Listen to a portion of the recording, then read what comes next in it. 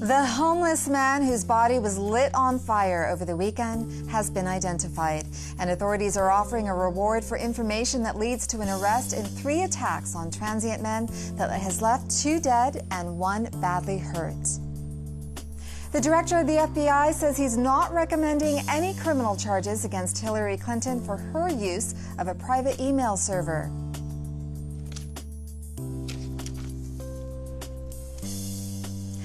It's one of only a handful in the country, and it promises to connect business-minded veterans to millions of dollars in government contracts. You're watching Evening Edition on KPBS.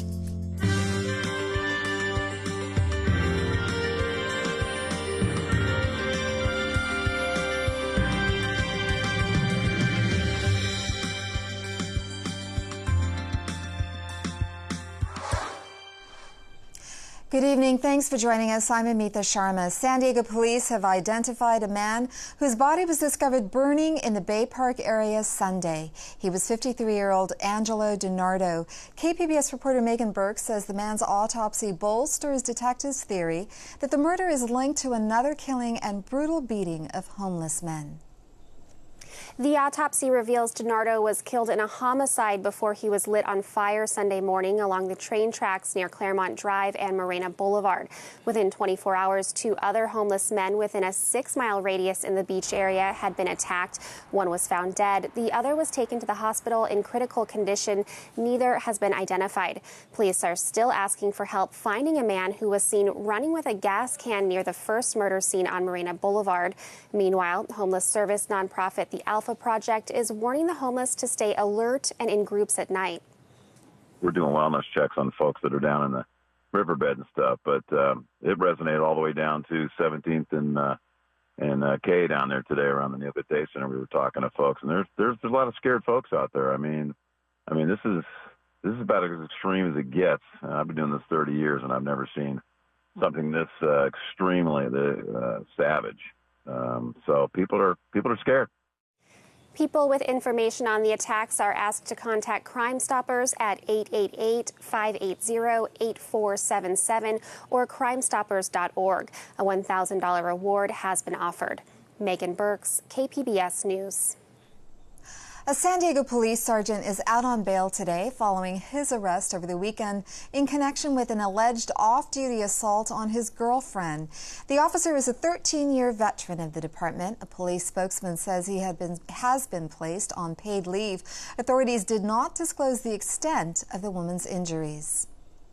The process of reopening the San Onofre nuclear power plant settlement that left customers with a $3.3 billion bill starts this week. Southern California Edison and ratepayers each have until Thursday to file arguments with state regulators as they reconsider the settlement. Consumer advocates say revelations about secret meetings combined with a slew of emails showing Edison's deep private access to the commission suggests it can't be fair. The FBI says Hillary Clinton's use of a private email server for classified material while she was Secretary of State was extremely careless. But the agency's director says he's not recommending criminal charges against the presumptive Democratic presidential nominee. James Comey says his inquiry showed 110 emails containing classified information were sent or received on Clinton's server. He says any reasonable person in her position should have known that an unclassified system was no place for such a conversation. In this case, given the importance of the matter, I think unusual transparency is in order. Although there is evidence of potential violations of the statutes regarding the handling of classified information, our judgment is that no reasonable prosecutor would bring such a case. A Clinton campaign spokesman said they were pleased with Comey's decision and reiterated that Clinton's use of personal email was a mistake. Meanwhile, President Obama made his first campaign appearance with Clinton today. The Ku Klux Klan is making a comeback 150 years after it was founded following the Civil War. AP reporter Noreen Nasser says issues important to the Klan, like opposition to immigration, are coming to the political forefront this election season. March! As dusk falls, men and women, some clad in white robes, form a circle to resurrect the past, setting fires to a cross and Nazi swastika in an open field in northwest Georgia. The Ku Klux Klan, the notorious group believed to have faded away, making its presence known 150 years after its founding. Death to the ungodly! Death to our enemies! Death to our enemies! Despite the rhetoric, today's Klan leaders say they have rules against violence, aside from self-defense. That's in contrast to their predecessors who terrorized minorities, openly promoting hate and violence. But the group's core belief remains: white control.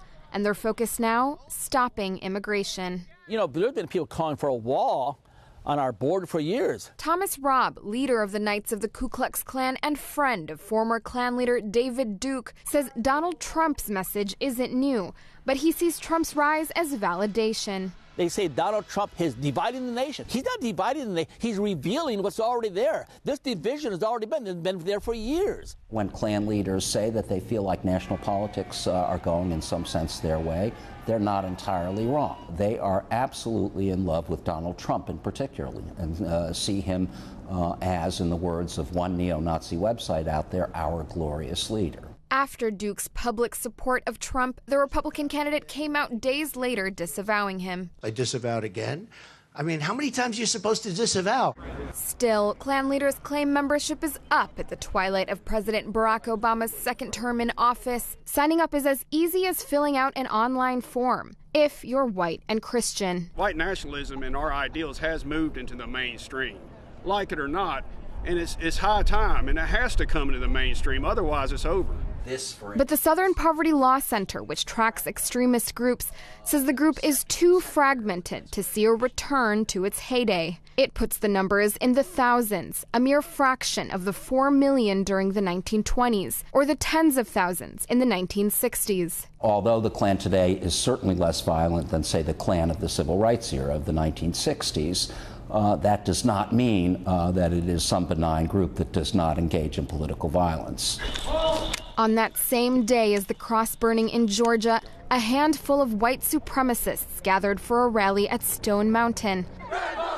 But they were met with protesters fighting the idea of white control. You know, when you have candidates like Trump, who've been endorsed by David Duke and the Ku Klux Klan, who have other white supremacist groups making robocalls for them in states, you have to understand that people of hate are organizing in this country, and this rally is a part of that. Though the numbers may be smaller, the lingering legacy of white supremacy still part of the country's fabric today. Noreen Nasser, Associated Press. Local Assemblywoman Toni Atkins says California has turned the corner on the recession. A new state budget is now in effect with an $8.5 billion rainy day fund. Atkins says she believes the days of state IOUs are over, but she says California still has to be prudent. Not every Californian has come back from the recession. There are people who are really hurting. And so we're trying to direct investment for people who need it, and at the same time make sure we have a fiscally prudent budget. Atkins says those investments include more money for child care and for education. San Diego schools are slated to get about $50 million more, and local community colleges will get funding to increase their enrollment by 2%. If California was a country, it would have had the world's 6th largest economy last year. The World Bank looked at gross domestic product. That's the total amount of goods and services produced. Only 5 countries produced more than California in 2015. One of those countries was the United States. Airport lines are set to move faster, but summer travelers won't see the effect. The Transportation Security Administration said today it plans to use computed tomography, or CT scans, to inspect carry-on bags at the Phoenix airport by the end of the year. The agency also said it will boost automation and screening this fall in Chicago, Dallas, Los Angeles, and Miami. California's new law that requires nearly all school children to be vaccinated against a variety of diseases is being challenged in court. KPBS health reporter Kenny Goldberg says the federal lawsuit was filed here in San Diego. The suit was filed on behalf of 6 parents and 4 advocacy groups. It claims that eliminating the personal and religious exemptions to childhood vaccines violates parents' rights. It also says the plaintiffs have legitimate concerns about the safety of mandated vaccines. Dr. Mark Sawyer is a specialist in pediatric infectious diseases at Rady Children's Hospital. The idea that all of the pediatricians of the United States are conspiring together to recommend something that's unsafe for children is mind-boggling to me, and naturally that's not the case. The suit asks the court to declare the new law unconstitutional. Kenny Goldberg, KPBS News.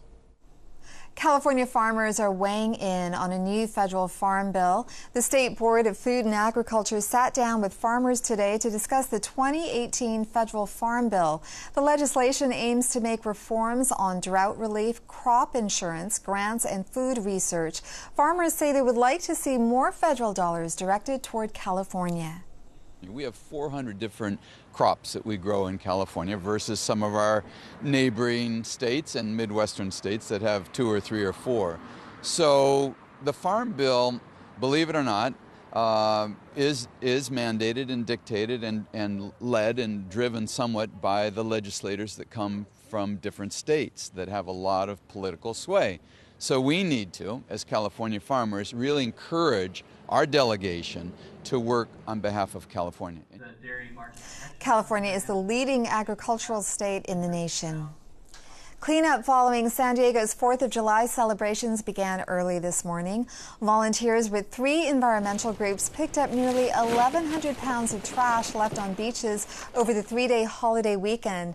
The Surfrider Foundation, San Diego Coastkeeper, and I Love a Clean San Diego organized more than 300 volunteers to pick up trash at the Ocean Beach Pier, Crystal Pier in Pacific Beach, Belmont Park in Mission Beach, and the Oceanside Pier. Looks like weather will remain dry and sunny this week. Molly Cochran says temperatures in San Diego's desert areas will be in the triple digits again. She has the forecast in tonight's KPBS weather report. Well, it has been fairly quiet across the region, and we will stay that way as we enter into the middle half of this week. Hopefully everyone had a great holiday yesterday. Now here's a look at our radar and satellite. Some showers popping up for the interior sections, but other than that, it is just pretty quiet and dry. We start off each day with the low clouds, but some sunshine out for the afternoon. Over the past 6 hours, we've been dealing with mainly dry conditions across much of the viewing area, and we will stay that way for tonight. Temperatures going to be in the 60s though along the immediate coastline. A little bit cooler in the higher elevations, but other than that, temperatures are pretty close to where they should be at for this time of year. And in the overnight hours, that's generally in the lower 60s, at least at the coast. Now, here's a look at our Wednesday. We'll enter into the middle half of the week with some low clouds to start. You pretty much know the drill by this point, even some fog for the morning, but then the sunshine should break through the clouds by the afternoon. Relatively dry for much of the southwest, so if you're doing any traveling to Las Vegas or Phoenix, also going to be dry and pretty seasonable for this time of year. We did have some cooler air filter into Northern California, but the California coast going to be staying pretty close to average for this time of year, and that's generally in the lower 70s. So we're watching our extended forecast reflect that. 74 on Wednesday with clouds breaking. Pretty similar setup into Thursday and Friday. So if you're gearing up for the weekend, maybe have some outdoor plans, want to head on out to the coast, it's looking pretty nice. Saturday and also Sunday afternoon, sunshine with our daytime highs in the mid 70s. Farther inland, low clouds, then some sunshine, and it's going to be a pretty nice Friday. Daytime high of 75 with our overnight lows in the lower 60s, and that dry air remains in place for Sunday and the early half of the week. Across the mountainous regions, we'll have plenty of bright sunshine, getting a little bit warmer. Notice Thursday and Friday we're in the lower 80s. Overnight low temperatures going to be coming down into the lower 50s. So pretty warm for the afternoon, but cooler at night. And for the deserts, we'll enjoy sunshine, plenty of it through the later half of the week and into the upcoming weekend. Triple-digit heat going to remain though, so if you are doing any traveling here, want to make sure you're staying well hydrated across the region. It'll be bright, sunny, and also rather warm. Molly Cochran, KPBS News. A new law took effect this month that makes it illegal to sell almost any product that contains ivory or rhinoceros horn. It closes a loophole in the original law from 1977 that banned ivory from elephants but didn't cover other species. The ban now includes ivory obtained from a warthog, whale, walrus, hippopotamus, or mammoth. According to the International Fund for Animal Welfare, law enforcement agencies seized 70,000 pounds of poached ivory in 2015.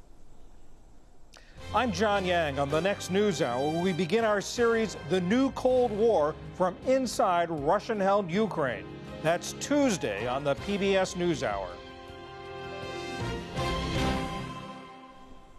New preliminary data this month from the Department of Transportation shows a nearly 8% uptick in traffic fatalities last year after a steady 10-year decline.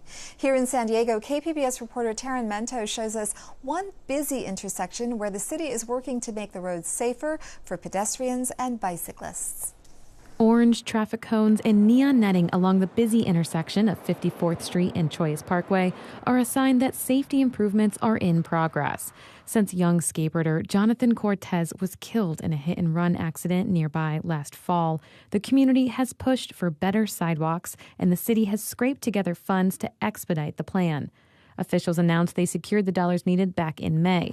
Now the project is nearly complete, and San Diego senior civil engineer Edgar Puente says it will include more than just the new walkway. Yeah, we always looking for opportunities to increase pedestrian safety.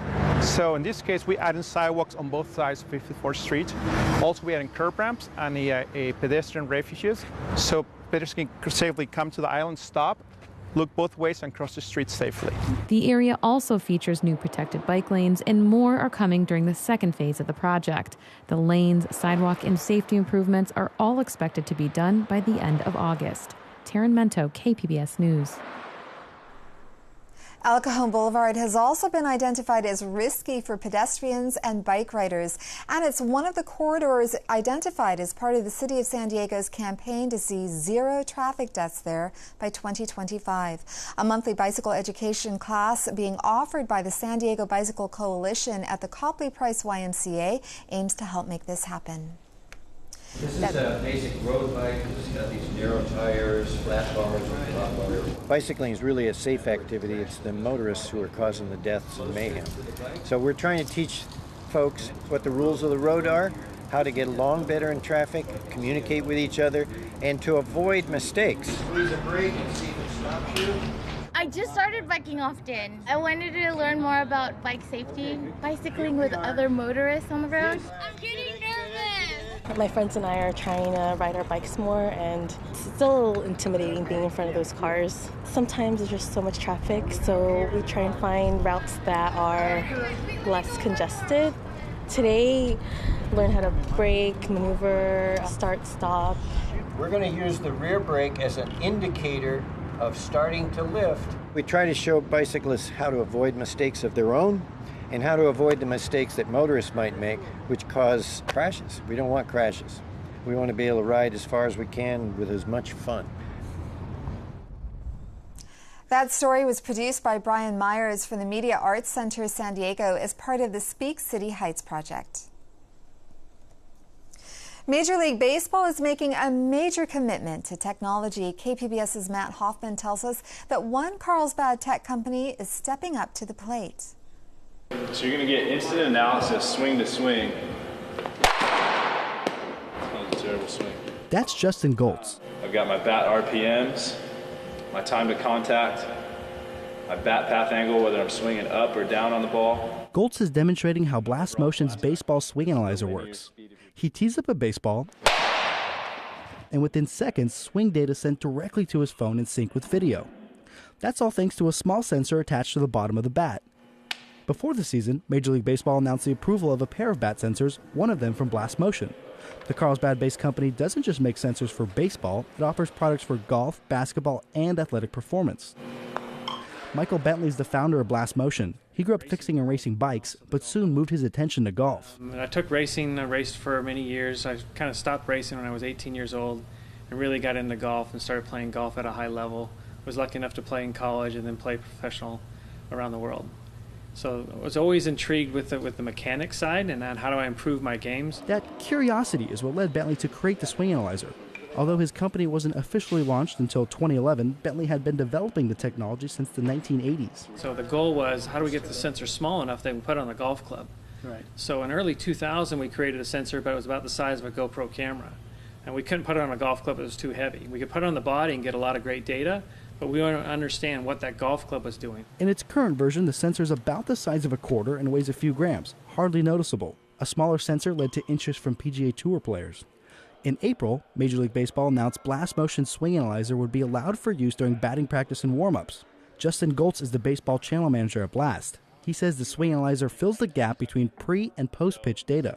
The missing kind of piece of the equation was that the swing, and that's what Blast brings to the table. It's all the pre-impact metrics that can be paired with the pitch data coming in and the post-impact metrics going out. The sensor measures 4 different metrics: swing speed, time to contact, direction, and power in the form of a blast score. The company recently was named the official bat sensor technology for Major League Baseball and is working with multiple clubs. Teams are using it for various reasons.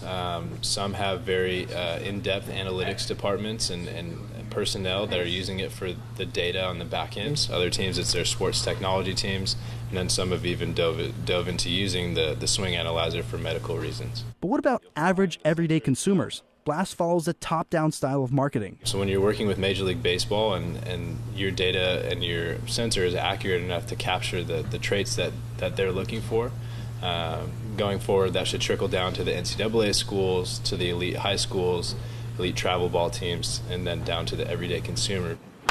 Same thing with you, Joey. Keep that head down a little longer. Find it later. That's John Peabody, owner of Peabody Baseball.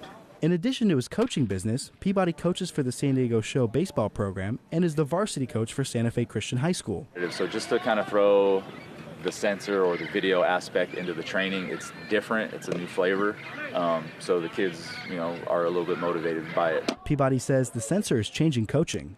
Us as coaches are always trying ways to figure out how to create the perfect swing, how to create the fastest swing, how to create the most powerful swing, instead of just using the sound of the bat. I think that was kind of the big thing is if it sounds loud, I hit it hard. And, I still believe in that. I like loud sounds, but I want to know how far I want to know some facts behind the loud sounds. As of right now, swing analyzers are restricted only to warm-ups and batting practice. Bentley says that's going to change. Yeah, we're going to see it in game. Eventually the technology will disappear. It's getting smaller and smaller. We'll see it at the point where athletes are not even aware of the technology at all. Blast Motion partnered with sporting goods manufacturer Easton to build the baseball swing analyzer. In its new partnership with Major League Baseball, swing data will start to be included in some TV game broadcasts, the first being the All-Stars Future game on July 10th. For KPBS News, I'm Matt Hoffman. Video journalist Matt Bowler helped produce that story. Mission accomplished. NASA's Juno spacecraft is now successfully orbiting Jupiter. That's after 5 years and 1.7 billion miles. Scientists say Juno is set to unlock the secrets of the largest planet in the Milky Way and perhaps give insight on the origins of the solar system. Juno will send back data and images from a camera made by a San Diego company. Veterans who have a yen to start their own businesses have a new resource in San Diego. Mira Costa College in North County is hosting a new Veterans Business Outreach Center focused on helping vets learn how to access the millions of dollars available in federal government contracts. KPBS North County reporter Allison St. John tells us more. Mira Costa College won a highly competitive federal grant to open this center, which could become the catalyst of all kinds of new ventures spearheaded by veterans. Ruben Garcia of the Small Business Administration calls it historic. This is the first time in the history of Southern California that a Veterans Business Outreach Center has been formed. There's only 19 of them across the United States, and for us to be one of them is certainly an honor. Charlie Ng of Mira Costa says the college serves 1,200 veterans, and many already have the leadership skills to give them a head start in launching their own business. We have this collection of veteran students that will probably want to become an entrepreneur and start their own business after they finish their education at Mira Costa College. And so this could transition them right into not just completing their education, their certificate, or their transferring into their degree, but this could actually help assist them in developing their own business. This resource center will be available for veterans and their families who are interested in starting their own businesses anywhere in Southern California, from Santa Barbara down to the border. And it will be free. The rewards could be significant for successful entrepreneurs. Veterans have benefited from this program in other areas, for example in Sacramento, where Timothy Devine retired after 25 years in the Air Force. When I retired, I knew I had to do something, and I interviewed for a job. And in my first interview, I thought, no, I can't go to work for somebody else. I need to work for myself and start my company with a focus on doing what I wanted to do, hire vets. Devine went through the Veterans Business Outreach Program in 2014. His company, Aviate Enterprises, has already made more than $4 million in federal contracts. There are millions more in federal contracts for the enterprising veteran to make here in San Diego. Last year we did $980 million, and prior to that it was $537 million. So we're seeing it grow significantly. We're hoping to top over $1 billion this year. Allison St. John, KPBS News. Here's a look at what we're working on for tomorrow in the KPBS newsroom. Once a week, San Diego police and city workers remove the homeless and their tents from downtown sidewalks. But within hours, the homeless return. On Morning Edition, we'll introduce you to the homeless on 17th Street in the East Village and to those advocating for better solutions. That's tomorrow on KPBS Radio. You can find tonight's stories on our website, kpbs.org/evening edition. Thank you for joining us. Have a great evening.